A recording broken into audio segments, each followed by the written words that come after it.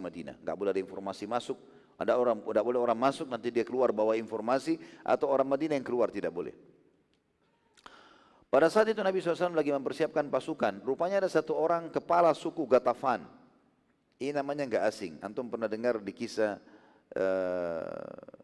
Khaybar pada saat itu, yang Nabi SAW memberikan julukan dia sebelum dia masuk Islam. Ini kan dia belum masuk Islam sampai waktu ini ya. Dikatakan dia si bodoh yang dipatuhi, kepala suku Ghatafan. Dia dulu yang mau membantu orang-orang Yahudi, gitu kan. Akhirnya dia mengirim pasukan 4.000 atau 5.000 masuk ke benteng Khaybar dan seterusnya. Akhirnya dikalahkan. Setelah kalah pun masih minta ghanimah dengan Nabi SAW. Ya, padahal dia tadinya mau membela orang-orang Yahudi. Ya, yang Nabi SAW mengatakan ada ghanimah Aqabah. Ya, kalau saya tidak salah disebutkan Aqabah itu. Saya lupa riwayatnya, tapi lalu kemudian kata Huyainah pada saat itu mengatakan, iya saya mau Aqabah itu. Kata Nabi SAW, bukankah tadi malam kau mimpi kalau kau minta sama saya ghanimah, kemudian saya mengatakan kau akan dapatkan Aqabah itu? Dia mengatakan iya. Di mana itu hai Muhammad? Kata Nabi SAW, di padang pasir yang jauh sekali, itu ada gunung di sana. Namanya Aqabah, nggak ada pemiliknya, ambil aja. Karena dia tadinya mau berkhianat, dia bantu Yahudi, tidak mau masuk Islam, dan coba mau menyerang pasukan muslimin. Setelah itu pun muslimin menang, minta ghanimah. Kan aneh. Tapi Ghatafan ini suku besar. Sukunya ini jumlahnya di atas 100.000 orang. Gitu kan. Pasukan perangnya dia 10.000, pasukan kuda semuanya. Uyainah bin Muhsin ini pernah mau masuk Islam. Saya juga pernah ceritakan teman-teman sekalian sama satu orang sahabatnya, tapi ditahan oleh orang lain. Temannya juga. Dengan mengatakan tidak usah buru-buru masuk Islam, tunggu saja. Kalau Quraisy tetap dengan kesepakatannya dengan Muhammad, maka bisa saja. Mungkin karena mereka takut sama Muhammad. Tapi kalau mereka mengkhianat, nggak usah, untuk apa? Gitu kan.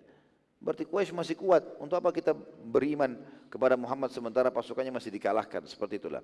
Ringkas cerita Uyainah ini, subhanallah, dengan hikmah Allah, pada saat itu dia datang sendirian. Dia nggak bawa sukunya. Kemudian dia mau masuk di Madinah, ditahan. Minta izin kepada Nabi SAW. Nabi dengar Uyainah, suruh masuk. Lalu kemudian dia mengiklankan Islamnya. Dia mengatakan, ya Rasulullah, saya datang mau masuk Islam. Syahadatlah Uyainah ibn Muhsin. Maka Nabi SAW waktu itu gembira. Dan dia mengatakan, dan ketahuilah wahai Rasulullah, seluruh Ghatafan akan saya bawa. Ini banyak sekali, 100.000 orang. Saya akan masuk Islamkan semuanya. Kata Nabi SAW, bagus yang kamu lakukan. Gitu kan. Dan lama kemudian datang lagi Aqra' bin Habis. Ini termasuk kepala sukunya Bani Tamim, suku Tamim. Lalu juga sama, izin masuk ke Madinah, mengiklankan keislamannya.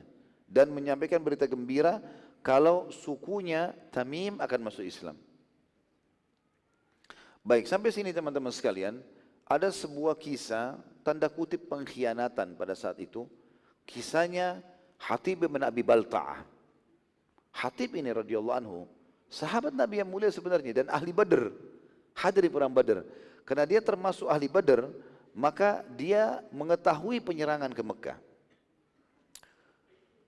Waktu pasukan sahabat mulai bergerak keluar dari Madinah, Hatib bin Abi Balta'ah ini menulis lembar surat, dikasih kepada seorang budak wanita yang disembunyikan di lilitan rambutnya untuk disampaikan ke masyarakat Mekah. Kalau muslimin akan menyerang Mekah. Ini pengkhianatan, enggak boleh disampaikan ini. Nabi SAW suruh rahasiakan. Sedangkan tadi saya jelaskan suami saja enggak boleh dihianati, apalagi Rasulullah SAW. Berat sekali. Hatib lalu memberikan surat tersebut kepada wanita yang ia bayar, kemudian menyuruhnya segera menuju ke Mekah, tapi melewati jalan yang tidak akan dilewati oleh pasukan muslimin. Nabi SAW segera memanggil waktu itu Ali bin Abi Thalib dan Zubair bin Awam radhiyallahu anhum. Ini dua bisa dikatakan bodyguardnya Nabi. Orang yang sangat dipercaya, punya keterampilan perang dan luar biasa amanahnya. Maka setelah menghadap, tentu dua-duanya sepupu Nabi SAW ya. Ali bin Abi Thalib, anak paman Nabi, Zubair bin Awam, anak tantenya Nabi. Anaknya Sofia. Baik, keduanya kemudian menghadap Nabi SAW, lalu kata Nabi SAW, Jibril baru saja datang kepada saya, memberitahukan kalau Hatib bin Abi Balta'ah telah mengutus surat membongkar rahasia kita kepada penduduk Mekah. Surat itu dibawa oleh seorang budak wanita dan sekarang dia sedang melewati jalan ini dan jalan itu. Ali bin Abi Thalib dan Zubair tahu jalan itu. Kejarlah dia dan ambillah surat itu darinya. Tanpa banyak bicara, Ali dan Zubair keluar tanpa menginformasikan ke orang Madinah, kami diutus oleh Rasulullah untuk membongkar kedoknya si wanita, enggak ada. Seperti sebagian orang begitu. Baru tugas kantor sedikit, satu kampung semua tahu. Ya. Dia rahasia. Jalan, jelaskan tugas. Seperti itulah. Maka jalanlah dua orang ini sampai akhirnya menemui wanita tersebut. Dan pada saat ketemu dengan wanita tersebut, kata Ali bin Abi Thalib, berhentilah wahai hamba Allah. Dan keluarkan surat yang ditulis oleh Hatib bin Abi Balta'ah dan serahkan kepada kami. Karena Rasulullah SAW telah mendapatkan wahyu tentang masalah itu.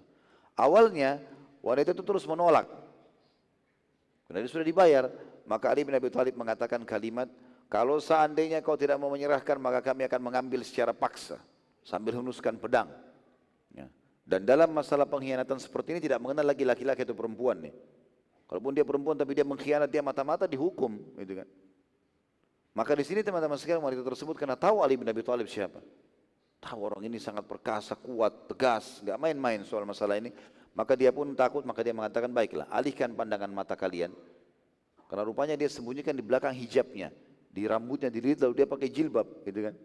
Muslimah ini, gitu. Maka pada saat itu pun Ali bin Abi Thalib dan Zubair mengalihkan, lalu kemudian surat tersebut dikeluarkan lalu dilemparkan ke arah Ali bin Abi Thalib. Pada saat itu Ali bin Abi Thalib dan Zubair pun radhiyallahu anhu membawa surat itu kepada Nabi SAW. Lalu Nabi SAW mengatakan, kumpulkan seluruh sahabat pilihan tadi, ahli Badar termasuk Hatib panggil. Nabi SAW lalu bertanya di depan para sahabat, dihakimi Hatib ini, apa yang kau lakukan ini Hatib? Hatib berkata, wahai utusan Allah, aku sama sekali demi Allah tidak pernah meragukan sedikit pun tentang kenabian dan kerasulan anda. Tapi kalian semua tahu kalau keluarga kalian ada di Mekah. Dan keluarga itu dilindungi oleh masyarakat Mekah. Sementara aku ini memiliki istri dan anak di Mekah yang tidak ada orang melindunginya. Maka aku ingin punya jasa kepada masyarakat Mekah supaya mereka melindungi keluargaku minimal. Dan aku sudah yakin pasti juga akan menang muslimin. Maka tidak ada niat sebenarnya berkhianat. Maka Nabi SAW mengatakan, tapi bagaimana caranya? Kau bisa ingin membela keluargamu, istri, anakmu, lalu kau mengkhianati muslimin. Kalau mereka punya persiapan, maka itu akan memperpanjang peperangan. Maka Hatib pun terdiam dan tahu kalau dia salah. Umar bin Khattab menghenuskan pedangnya. Lalu berkata, ya Rasulullah, biarkan aku memenggal kepalanya Hatib. Ini pengkhianat, munafik. Jelas-jelas enggak boleh beritain, kenapa diberitain? Alasan istri sama anak. Maka Nabi SAW mengatakan, tidak hai Umar. Sungguh Allah telah berfirman kepada orang-orang yang hadir di Badar, berbuatlah semau kalian karena aku telah memaafkan kalian. Ini juga pelajaran penting teman-teman sekalian. Bagaimana baginda Nabi SAW mengajarkan kepada kita poin penting. Tentang harusnya menilai kebaikan dan jasa orang. Itu penting. Orang kalau punya jasa dalam kehidupan kita, punya kedudukan, punya ilmu, ya, maka kebaikan bagi kita harus dikenang. Tidak boleh tidak. Umar bin Khattab berkata dalam satu kisah beliau, dalam sebuah asar, aku akan terus berterima kasih pada seseorang yang mengingatkan satu kesalahanku. Begitu pula dengan Ali bin Abi Thalib mengatakan, aku siap berkhidmah dari orang yang mengajarkan aku satu ilmu. Islam mengajarkan kita mengetahui jasa orang lain. Jangan orang sudah khidmah kepada kita sekian tahun, kemudian dengan satu kesalahan kita lupain semuanya. Enggak boleh. Suami istri misalnya, berapa tahun istri kita berkhidmah dengan kita? Masak, cuci baju, urus anak, lalu kemudian satu kesalahan diceraikan. Atau berapa tahun suami kita telah membiayai kita, lalu kemudian dengan satu kesalahannya, lalu kemudian kita cerai, rusak semuanya rumah tangga. Berapa kali sahabat kita berbuat baik dengan kita, di malam hari menyambut kita, menerima apa yang kita sampaikan dari masalah keluh kesah, membantu. Lalu dengan satu kali dia tidak bisa bantu, ditinggalkan. Dan seterusnya. Ya. Maka ini semua tidak boleh teman-teman sekalian. Kita harus tahu, mengetahui jasa orang. Bagaimana dia telah berperan, bagaimana dia telah memberikan kepada kita sesuatu yang bisa membantu kita lebih baik. Dan ini perlu digarisbawahi juga teman-teman sekalian, karena ini ajaran Nabi SAW. Hatib bin Abi Balta'ah telah berkhianat, tapi Nabi tahu ini ahli Badr, punya jasa dalam Islam. Enggak boleh sembarangan gitu. Ya. Apalagi memang apa yang sedang dia jadikan sebagai target itu belum tercapai. Bedakan ya antara sesuatu keburukan yang sudah tercapai targetnya dengan yang belum. Hatib memang mau menyampaikan penduduk Mekah, tapi belum terjadi. Walaupun sudah sementara dalam perjalanan, lalu kemudian ditemukan dan diberhentikan, kan gitu. Berarti ini beda poinnya dengan kalau sudah terlanjur sampaikan masyarakat Mekah, lalu Mekah mempunyai persiapan, lalu kemudian menghadang muslimin, lalu kemudian dan seterusnya. Maka itu beda kasusnya. Maka seseorang harus bijak dalam menilai hal-hal seperti ini. Nabi SAW saat keluar menuju ke Mekah, tiba-tiba ada pasukan yang sangat besar, jumlahnya 1.000 orang dari kejauhan, pasukan kuda semuanya. Dan pasukan kuda ini zaman sekarang seperti tank, kuat sekali. Karena kuda yang dipakai berperang itu dilatih untuk bisa menendang, menyeruduk, ya. Bahkan kuda-kuda peperangan zaman dulu itu bisa menggigit, ya. Bisa menyerang musuhnya, dilatih untuk itu, gitu kan. Bahkan seringkali kadang-kadang ada beberapa kuda yang diletakkan beberapa tombak-tombak yang tajam itu di sisi kiri kanan, ya, lengan atau kaki kanan dan kaki kiri depannya, sehingga pada saat dia menyeruduk itu sambil membunuh musuh. Itu memang ada kuda-kuda terlatih. Maka kuda-kuda yang dipakai peperangan bukan kuda sembarangan ini. Kuda-kuda terlatih. Kalau 1.000 pasukan kuda bergabung ini berarti kuat sekali. Kekuatan yang luar biasa gitu. Baik. 1.000 orang ini ternyata waktu Nabi SAW melihat dan mendekat, Nabi mengatakan, berita gembira telah sampai kepada kalian suku Sulaim. Suku Sulaim, suku Badui terkenal memang ahli perang. Dan mereka datang ingin masuk Islam, sekaligus bergabung dengan pasukan Nabi SAW. Berarti sudah sekarang dari 7.500 menjadi 8.500 orang, gitu kan? Maka bergabunglah suku Sulaim dan mereka syahadat dalam perjalanan itu. Mereka bersyahadat pada perjalanan tersebut. Nabi SAW sangat gembira. Kemudian ada satu kejadian kecil di sini, dan ini juga fenomena kehidupan teman-teman. Kita harus tahu ya. Kalau di zaman Nabi SAW saya terjadi ini, apalagi di zaman kita ini. Biasa itu. Kalau di sekitar kita ada orang hasut, ada orang cemburu, ada orang yang tidak suka. Walaupun muslim, ada saja. Terjadi di zaman Nabi SAW. Di antaranya adalah kejadian Uyainah bin Muhsin ini. Yang tadi kepala suku Gatafan. Rupanya dia waktu lihat suku Sulaim datang bergabung dengan 1.000 orang. Lalu bergabung baru masuk Islam sudah ikut jihad. Dan jihad dengan Nabi SAW ini berarti kemuliaan. Berperang sama Nabi sebuah kemuliaan, dikenang sepanjang masa. Seperti sekarang kita sudah 1.400 tahun kita masih mengenang nama-nama ini. Tahu, dipelajari. Mungkin sampai menjelang hari kiamat akan banyak dai-dai yang menyampaikan tentang kisah mereka, terkenang sepanjang masa. Pahalanya besar.